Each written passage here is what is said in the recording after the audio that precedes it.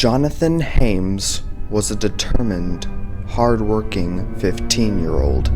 He was nearing the end of his freshman year at Jim Pickens High School in California, with the last day of school less than 2 weeks away. John's house was less than 1/5 of a mile from the bus stop.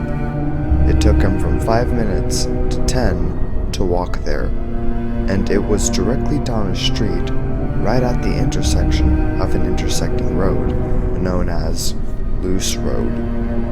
It was originally called Norman Drive. They named it LUCE Road after the name of the devil, Lucifer. That road had been abandoned for over 20 years. No one ever used that road. There were no houses there, and it was directly on the edge of the neighborhood, meaning if you crossed that road to the other side, you would see nothing but trees and forest.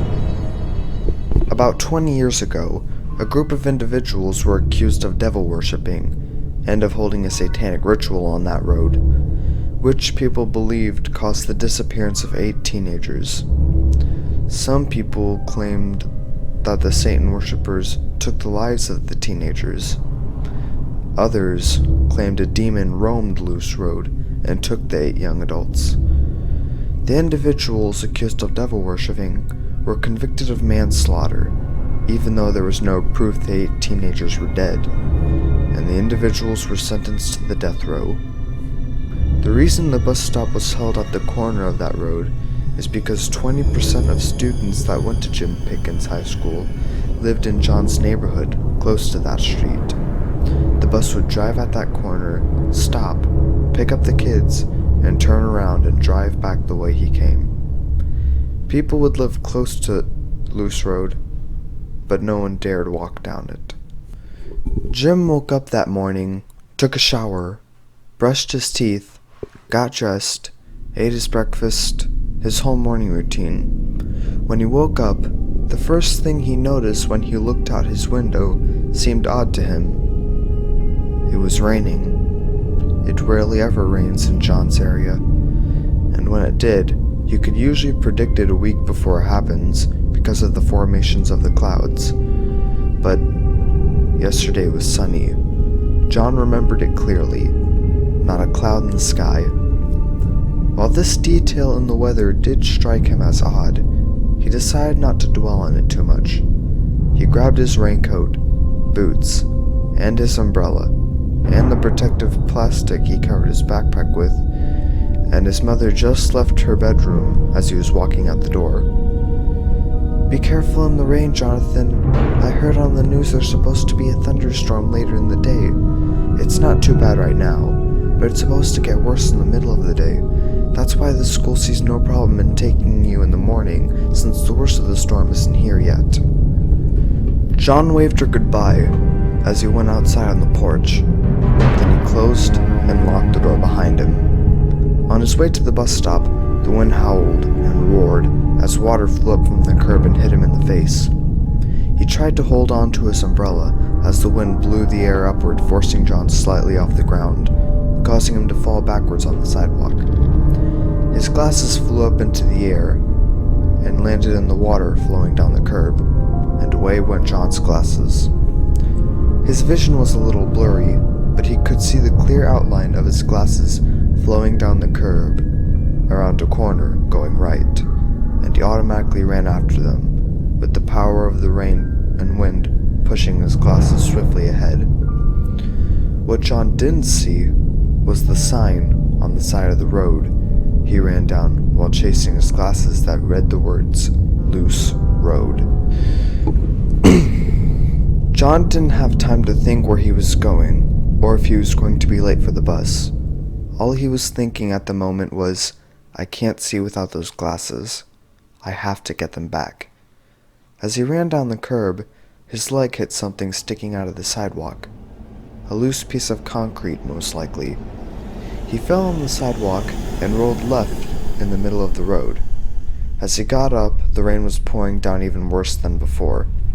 It's hard enough for a person with normal vision to see in heavy rain. It's even more difficult for a blind person with already blurry vision to see in heavy rain. To this point, John could see virtually nothing. Over here! He heard a voice call in the distance further ahead on the left side of the road. He didn't recognize the voice, nor could he depict the voice to be male or female, nor could he depict the person's age from the voice. It was just a voice. This way, over here. You need to get out of the rain. Over here, it's dry. John knew the stranger danger rule his mother and father always taught him, but at this point, he had no other options. He was stuck in the middle of the rain, and he couldn't see anything. Still gripping his umbrella and the protective plastic over his backpack just blown off. Reluctantly, he followed the voice, not knowing who he was listening to. That's it. Over here. Just a little closer. Let's get you out of this rain. Over here. Come on. He walked and walked down the road, the voice being his only guidance in the merciless rain. He looked ahead with what little vision he had left in his eyes, and in the distance, just barely, he could make out the outline of a house to his left of the road, on the side of the trees and forest. He looked harder, but could see no one standing there. He looked around the house, but saw nothing, and nobody. He could no longer hear the voice, but, with the rain getting worse and worse, and trying to snatch his umbrella after his glasses and backpack protection, he fast walked toward the house as best he could. He couldn't really run in the rain, afraid of slipping like he did last time. He made it onto the porch under the little canopy that was set up in front of the house over the door. He was finally out of the rain, but he was still freezing cold. John looked towards the door and could see its outline. It was wide open. He could hear the faintest whisper from inside the house. Inside. Come inside. At first, he was hesitant to go inside the house, even when out of the rain, and how close but quiet the voice was. He still couldn't depict the age or gender of who helped him. Regardless, the one thing that he did know was that whoever this person was, they helped him out of the rain. And while his instinct screamed, "Don't go in there," his mind said, "These people helped you. They're your friend." He walked through the door into the dark, creepy, damp house. He walked around, but he could see nothing. He pressed his hands to the wall and felt around for the light switch. His hand eventually came across a small switch of some sort, which he flicked, and the light flashed on. His vision was still blurry, but he could make out the room around him and the little table in the middle of the room. There was absolutely no other furniture in the room other than that small coffee table in the middle of the room. He was standing in front of the doorway inside the house, facing the inside of the room. A few yards in front of him were a pair of stairs that went 4 or 5 steps up and then met a landing to where the steps continued left. There were 2 other doorways, one a few feet next to the position of the stairs, and another on the far left wall, which led to the kitchen. He slowly made his way to the coffee table, where he saw, with what little vision he had, something that confused him and made his heart drop at the same time. A pair of green Ray-Ban glasses, sitting on a piece of paper on the coffee table. He reached down, touched the pair of glasses, and eventually picked them up. They were his. These were his glasses. The ones he just saw fly off his face and onto the curb. The ones that were carried away by the wind and rain, never to be seen again. Until now. He slowly turned the glasses around, startled by the fact that whoever called him here had his glasses. And he slowly brought them up to his face and put them on. He looked around the room, and then he fell to the ground screaming. Without his glasses, the room looked nice and empty. No furniture, decaying yellow paint on the wall, nothing but an old coffee table in the middle of the room.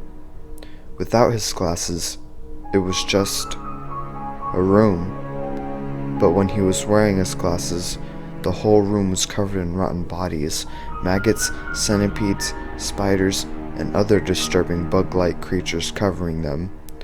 Dry blood was stained on the wall, and the stairs and the 2 doorways that used to be there were gone. The only thing that John could see that was slightly the same was the doorway from where he came in. Only, the door was closed. A few seconds after he put on his glasses, immediately after he saw the horrific and gruesome reality of the room, he dashed for the door, which was locked, pulling vigorously, punching and kicking the door to no avail. Suddenly, in the middle of his useless struggles, a slight gust of wind from inside the house blew the piece of paper from the coffee table to the floor in front of John's feet. John, still terrified, reluctantly picked up the piece of paper. He saw nothing on the front of it. It was when he turned the paper around, where he saw a message that made him even more on edge than he already was. "You found us." John, heart still racing, was temporarily confused by the message. Then, he recalled the story of LUCE Road and the details of the story. He looked up from the piece of paper to the bodies around the room, and he started counting. 1, 2, 3, 4, 5, 6, 7, 8. 8 bodies surrounded the room. Over John's fast breathing and his heart practically exploding in his chest, he heard a whisper in his ear. A voice. But not just a voice. 8 voices. This time, he could depict them all teenager, some male and some female. "You found us." Suddenly, the door which John had his back leaning against unlocked and flung open, causing John to fall backwards off the porch, down the steps, and into the once roaring rain, which is now turned into a nice gentle shower. He ran, not knowing where he was or how to get back home. He ran. He just ran. He didn't even think to try and look back. He eventually found a few landmarks that he recognized, which led him to the intersection where his bus stop was. He then made his way home from there. When he got home, he found several police cars in front of his house. He went up to the porch. He unlocked the door and let himself inside. When his mom saw him, she ran to him, arms open, tears dripping from her eyes, and she hugged him. He looked around his living room where he saw 2 to 3 police officers. John's mom yelled at him, asking him in concerned and angry tones where he was and what happened. He told her the whole story, from him losing his glasses in the rain to running away from the house and never looking back. The police looked at him as if he was crazy, but when his mom asked for them to check it out, they got into their cars and did what no one besides John did in 20 years.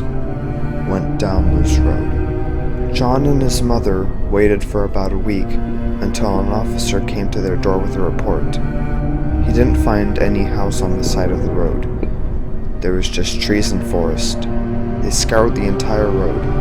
Nothing. They found nothing. To this day, people still ask John about this event, laughing every time he tells the story, thinking he's just being funny or that he likes a good story. But he remembers that event quite clearly in his head. Sometimes, when he tries to sleep, he can still hear that very faint whisper from the 8 victims. "You found us."